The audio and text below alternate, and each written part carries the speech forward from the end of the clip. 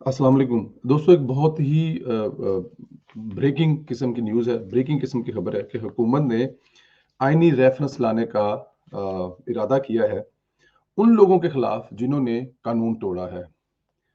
कानून तोड़ना जो हमारा आइन है, वो तोड़ना पाकिस्तान के आइन के अंदर बहुत ही खतरनाक बात है।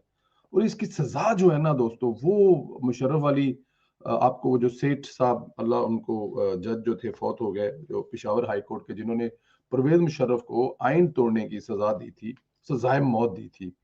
और साथ में ये कहा था कि अगर वो मर जाएं तो उनको मरे हुए को लाके इस्लामाबाद में 3 दिन तक चौक में लुटका लटका दिया जाए।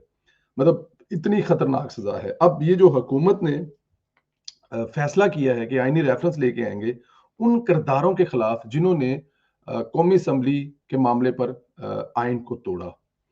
जो वोटिंग थी वो करवानी थी, वो वोटिंग ना करवा सके, ये एक बहुत अहम बात है। अच्छा, इन आइन शिकनों में जो नाम है, वो सबसे पहले नाम है इमरान खान साहब का, दूसरे नंबर पर असद कैसर हैं, तीसरे नंबर पर जाहिर है कासम सूरी है, और मुमकिना तौर पर मेरे ख्याल में एक नाम और भी आ सकता है, वो है सदर मुमलकत जनाब आरफ अलवी साहब का, क्योंकि वो भी इस पूरी गेम में शामिल हैं। कभी बीमारी के बहाने, तो कभी उन्होंने आइन की खिलाफ वर्जी करते हुए हलफ ना लेने के बारे में, और साथ में दूसरी चीजें भी जो वो गैर आइनी तौर पर करते रहे हैं, वो भी शामिल हो सकती हैं। असद कैसर और इमरान खान, कासम सूरी, ये तीनों तो किसी सूरत में बचते ही नहीं हैं। इन्होंने ये सब कुछ प्लानिंग के साथ किया है। असद कैसर के वो बयानात भी आपके सामने हैं कि मैं मजबूर हूं, इमरान खान के खिलाफ नहीं जा सकता, जेल में जा सकता हूं। ये जो बयानात हैं असद कैसर साहब के, इस पर उनको क्या सजा हो सकती है, ये एक बहुत बड़ा पॉइंट है। अब सजा तो इसमें आइन में है ही, एक डिसाइड हो चुकी है, और वो सजाए मौत है। सजाए मौत के नीचे या ऊपर कोई सजा नहीं है इस जुर्म के लिए, जो जुर्म असद कैसर साहब ने, कासम सूरी साहब ने, इमरान खान साहब ने, और उसमें जो भी दूसरे लोग इसके अंदर शामिल होंगे। आर्टिकल 6 जो है, वो अब तक जो इस तारीख में पाकिस्तान की तारीख, अब आर्टिकल 6 तो मुंह जुबानी और टीवी टॉक शो में तो डेली लगता है, वो मुझ पे भी लगता है, जो सुन रहे हैं उनमें से कई भी लगा होगा। गद्दार तो सबको करार दिया जाता है, लेकिन आजकल ये जो टीवी एंकर और दूसरे कुछ सोशल मीडिया पे गद्दार का लकब देते हैं, वो उसको आजाद समझा जा रहा है, बल्कि वो उतना ही ज्यादा मुहब्बे वतन होता है जितना ज्यादा टीवी एंकर्स और टीवी और सोशल मीडिया पे लोगों को वो करार दिया जाता है। लेकिन आर्टिकल 6 लगा जो है, वो सिर्फ और सिर्फ परवेज मुशर्रफ पर लगा है, इसके अलावा और किसी पर आर्टिकल 6 नहीं लगा। अब खुद आप अंदाजा करें कि आर्टिकल 6 जिस पर लगा, उसकी सजा क्या थी, वो मैं आपको बता चुका हूं कि मरे हुए को लाकर भी चौक में उल्टा लटकाया जाए, सॉरी उल्टा नहीं लटकाया जाए, और 3 दिन तक लाश जो है वो लटकती रहे। इससे बड़ी और सजा पाकिस्तान की तारीख में आज तक किसी को नहीं मिली जो परवेज मुशर्रफ को मिली है। अब उसकी जिंदगी में तो ये मुमकिन नहीं है, लेकिन क्योंकि वो सजा का एक हिस्सा है कि जब वो मर जाए तो उसको ला के लटकाया जाए। अभी वो जिंदा है, अल्लाह उसको जिंदगी सेहत दे।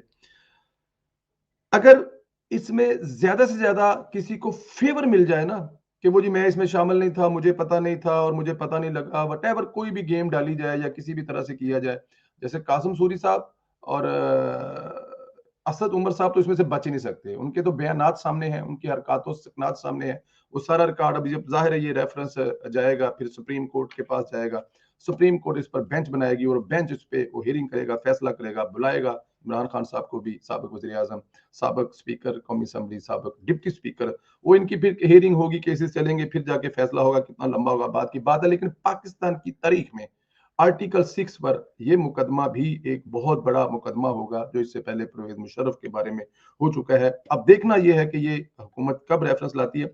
मैं आपसे बता रहा था आपको कि अगर ज्यादा से ज्यादा भी, बहुत ज्यादा भी इसमें से एक चीज अगर हम सोच लें कि किसी पे ये आर्टिकल लगता है लेकिन उसको कम सजा होती है, उसकी बचत होती है, बचत होती है बार बार करना, तो अगर उसकी बचत होती है तो उसकी बचत ये है कि वो ताहयात नाअहल हो सकता है। ये बचत है, हमेशा के लिए सियासत के दरवाजे उस इंसान पर बंद हो सकते हैं जिस पर आर्टिकल 6 लगेगा और उस पर प्रूफ हो जाएगा कि वो इसमें इन्वॉल्व है, लेकिन उसको कोई फेवर दी जाए या उसकी कोई बचत हो जाए, ये लफ्ज यूज कर लें। अदरवाइज सीधी सजा है, सजाए मौत। आर्टिकल तोड़ने की सजा जो है वो सजाए मौत है, और उसकी मिसाल मौजूद है पाकिस्तान में परवेज मुशर्रफ साहब की सूरत में। आया कि उस सजा पर अमल दरामद नहीं हुआ। अदारे जो हैं वो डेफिनेट बड़े तगड़े हैं, उन्होंने ऐसा नहीं करने दिया, लेकिन ये फैसला तारीख में है, प्रिंसिपल है।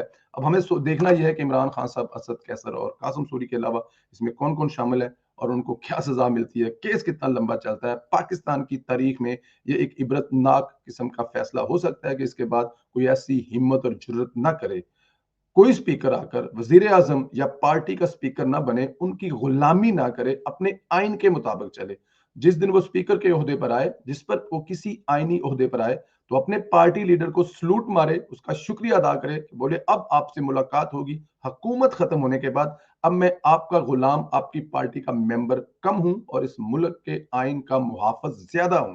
अल्लाह ताला की जात मेरे ये अल्फाज इस मुल्क पे सियासतदानों के लिए एक रहबरी का बन जाएं कि वो इस मुल्क के मुहाफ़िज़ हैं, ना कि पार्टी के मुहाफ़िज़ हैं। ये दिन हमें देखने को मिलेगा। इंशाअल्लाह ताला सीख रहे हैं। हमें सीखने दिया नहीं जा रहा। हमें बहुत ज़्यादा जो मसाइल हैं, उनमें से घेरे रखते हैं। लेकिन अल्हम्दुलिल्लाह आगे चीज़ें जा रही हैं। आने वाले वक़्त में हम मज़ीद सीखेंगे। ये एक ब्रेकिंग न्यूज़ थी, तो मैंने कहा आप लोगों से शेयर करूँ। हो सकता है इमरान खान साहब, असद कैसर और ये कोई खुशी की बात नहीं है कि उनको सज़ाए मौत हो जाए। लेकिन जिसने जो जुर्म किया, उसको सज़ा मिलनी चाहिए। अपना ख़्याल रखें। मुझे इजाज़त